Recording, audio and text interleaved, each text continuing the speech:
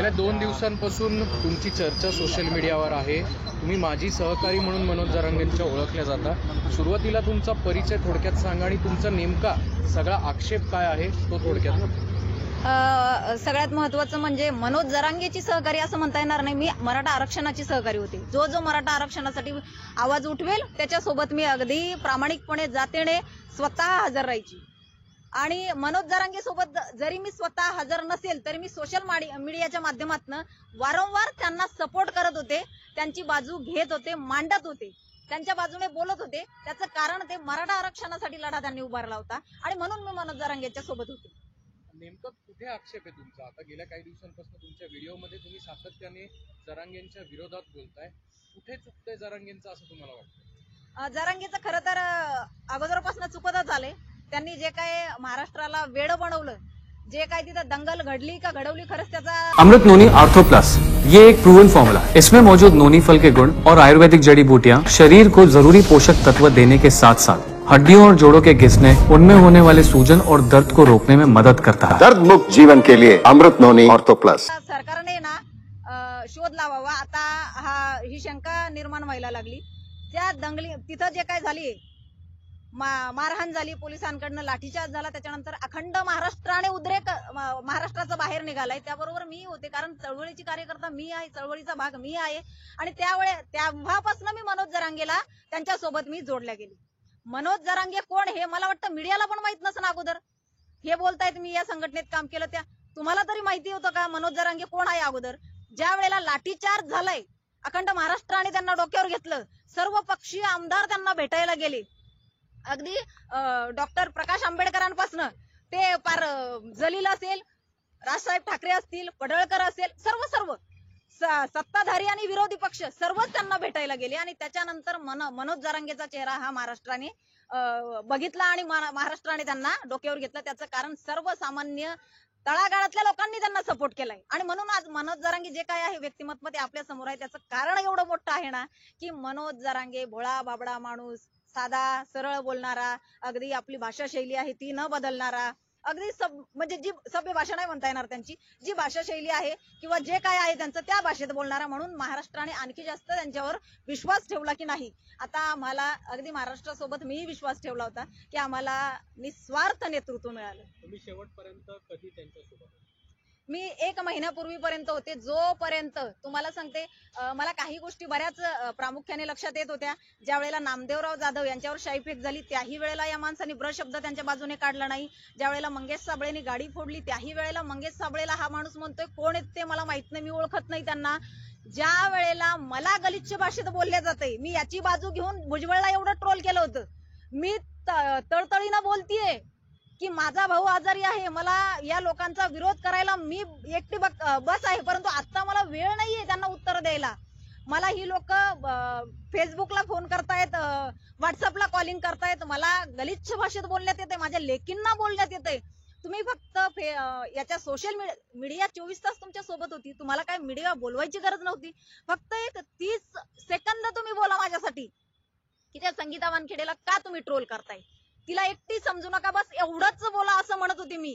का तर माझ्या मुलींपर्यंत आले. गलिच्छ मी सांगू शकत नाही तुम्हाला, एवढं माझ्या मुलींना बोलण्यात येत होतं. भुजबळचे कार्यकर्ते बोलत होते, परंतु या बाबाचं वक्तव्य असं होतं की मी त्या बाईला सांगितलं नाही बोलायला. कुणीही उठतंय आणि काय उगाच प्रसिद्धीसाठी काही करताय. हे मी नाही बोलणारे, मला आरक्षण महत्वाचं आहे. हे मला माझ्या त्यांच्याही सहकार्याने आणि माझ्याही भावाने तिथल्या मला ऐकवलंय त्याचं बोलणं. आणि त्यावेळेला फार मनस्ताप झाला की अरे आज मी एवढं या माणसासाठी. आणि मग नंतर मला काही गोष्टी त्यांनी सांगितल्या की ताई आम्हाला बऱ्याच दिवसापासून असं वाटतंय तुम्हाला सांगावं, शांत बसा, पण तुम्ही कुणाचं ऐकत नसता हे आम्हाला माहितीये. आणि मग त्यांनी मला म्हटलं हे माझ्याही लक्षात येत होतं, ह्या गोष्टी माझ्याही लक्षात येत होत्या की अरे हे कुठेतरी चुकतंय, काहीतरी गडबड आहे. समोर आलेला आहात याचं नेमकं कारण काय? इतक्या उशिरा का तुम्ही त्यांच्या विरोधात? नाही, तुम्ही माझं बघा, मी त्यांना 1 ते 1.5 महिन्यापासून मी त्यांचा विरोध करते. मी आता नाही, मी माझं युट्यूब चॅनल असेल, माझा फेसबुक असेल, मी त्याच्यावर त्यांचा विरोध करतेय.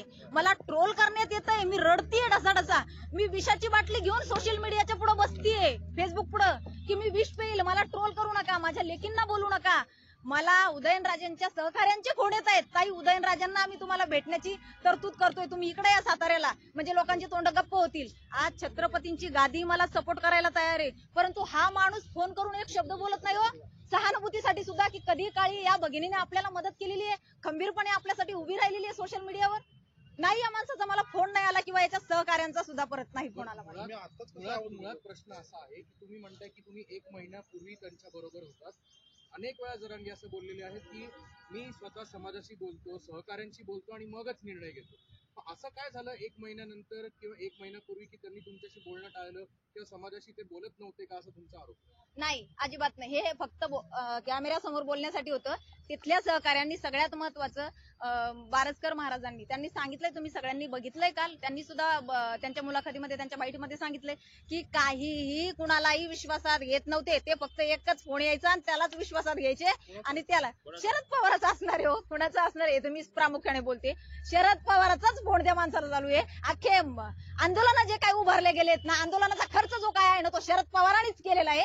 हे येईल कालांतराने. मला माहितीये खूप ट्रोल करण्यात येणार आहे मला याच्या अगोदर, आणि मला करतायत, मला काही फरक पडत नाही त्या गोष्टीचं. मी सत्य मांडत असते, मांडत राहणार आणि मांडतीये. माझं तोंड कुणी गप्प करू शकत नाही. पण तुम्हाला असं का वाटतं की हा सगळा डाव जो आहे तो शरद पवारांनीच आखला गेला? तुमच्याकडे काय प्रूफ आहे? येस, अहो दिसतंय उघड्या डोळ्यांनी. काय प्रूफ बारसकर महाराजांकडे आहे. आणि सगळ्यात महत्वाचं, पहिलं तुम्हाला एक शब्द सांगते मी, तो विसरून जाईल परत, आणि बोलते मी नंतर की मला काय वाटतं ते. कालची बाईट बघितली का तुम्ही जरांगीची? जरांगी बघा, बारसकर महाराजांनंतर जरांगी काय बोललाय, हे तर 1-2च आहेत हो, अजून 10-15 येतील. आलेले आहेत बाहेर. काय होतं माहिती का, करोडो मराठा समाज त्याच्या सोबत होता. कोण यांना अंगावर घेईल म्हणून लोक घाबरत होते. मला पण सल्ला देत होते की ताई मुलींकडे लक्ष द्या, तुम्ही सिंगल मदर आहे, जाऊ द्या. खूप गलिच्छ बोलल्या जाते ताई. आरक्षण दिलं होतं, 10% आरक्षण दिलेलं आहे, तरी सुद्धा जरांगे त्यांच्या भूमिकेवर ठाम आहे. मला सांगा ना, स्वतंत्र आरक्षण मिळालं काय वावगं काय याच्यामध्ये? स्वतंत्र आरक्षण मिळालंय, कशाला कुणाच्या ताटातलं घेताय? मागणी काय होती? आरक्षण मिळावं, मिळालं ना. अडचण काय आहे मग आता? अरे हे शेंबड्या लेकरालाही कळेल. आरक्षण मिळालंय, स्वतंत्र आरक्षण मिळालंय, टिकणारं आरक्षण मिळालंय. बरं, आता बरेच काय ना लय तज्ञ बोलतायत की टिकणार नाही. का नाही टिकणार बाबा? फक्त महाराष्ट्रालाच लागू केलंय का 50%च्या वर? 22 राज्यांना 50%च्या वर आरक्षण लागू झालेलं आहे आणि ते टिकलेलं आहे, घटनाबाह्य आहे. मग आपलं का टिकणार नाही? म्हणजे काय, सगळं मिळून सुद्धा गोंधळ घालायचा? कारण येणाऱ्या 2024च्या निवडणुकीमध्ये हे सगळं काहीतरी माजवण करायचंय फक्त. कारण शरद पवाराचा पक्ष संपलेला आहे आणि शरद पवारांनी हा माणूस उभा केलेला आहे, कारण हा सगळ्यांना शिव्या घालतोय. पण शरद पवाराला कधीच चुकीचं बोलत नाही. अरे त्याच्यामुळेच तर आतापर्यंत आम्हाला आरक्षण भेटलं नाही ना. आरक्षणाचा मारेकरीच तो माणूस आहे. का बरं तू त्याला बोलत नाहीये? का त्याच्या विरोधात एकही शब्द हा माणूस काढत नाहीये? का नाही काढत? आपल्या इथं 12 वाजता